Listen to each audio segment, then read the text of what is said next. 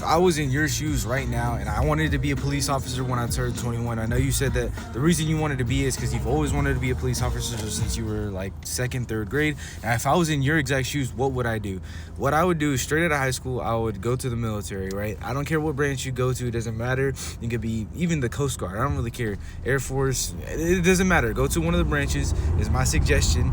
And then what I would do is I would pick a job close to the police officer force. So you have military police. Military police is one of them. Me personally, I would do MSG because I would have the opportunity to travel around and be a security guard at multiple different, countries. It would be so much cooler.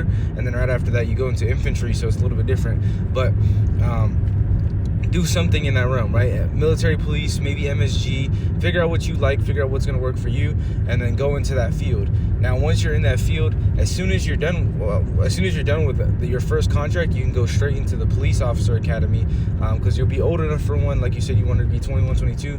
By then, if you get out of high school at 17, you can go to the military at 17. You'll get out your first contract at 21 or 22. You can go straight to the police officer academy.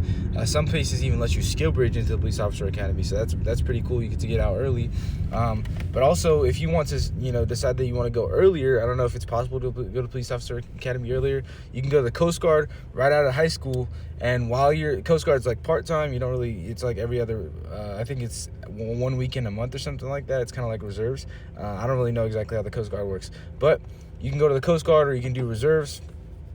And what happens when you're doing that is you are able to do the Coast Guard and do the police officer at the same time. So let's say after your first contract, you want to go Coast Guard while you're being a police officer. Now you're doing both. If you do 20 in both, guess what you get? A double retirement. A double retirement will set you up for the rest of your life. So by the time you are 40 to 50 years old, you will pretty much be set.